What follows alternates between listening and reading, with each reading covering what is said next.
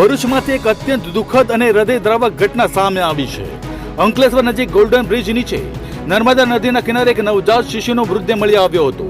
મળતી માહિતી મુજબ નર્મદા કિનારે નવજાત શિશુનો મૃતદેહ ઝાડી ઝાંખરામાં સ્થાનિકોને નજરે ચડ્યો હતો અને તેની જાણ સામાજિક કાર્યકર ધર્મેશ સોલંકીને કરવામાં આવી હતી।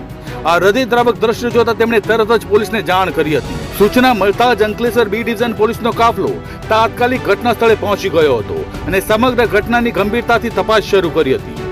પોલીસે મૃતદેહનો કબજો લઈ પોસ્ટમોર્ટમ માટે ખસેડ્યો છે। પ્રાથમિક તારણો મુજબ નવજાત શિશુને જન્મ પછી કોઈ કારણસર અહીં ફેંકી દેવામાં આવ્યો હોવાની શક્યતાઓ વ્યક્ત કરાઈ રહી છે। જો કે આ ઘટના પાછળનું સાચું કારણ શું છે અને આ નિર્દોષ નવજાતને અહીં કેવી રીતે મૂકવામાં આવ્યો તેની તપાસ પોલીસ દ્વારા હાથ ધરાઈ રહી છે। આ દુઃખદ ઘટના બાદ વિસ્તારમાં શોકની લાગણી છવાઈ ગઈ છે। સ્થાનિક લોકો દ્વારા પણ આ માનવતા વિરુદ્ધ કૃત્ય પર ભારે રોષ વ્યક્ત કરવામાં આવ્યો છે।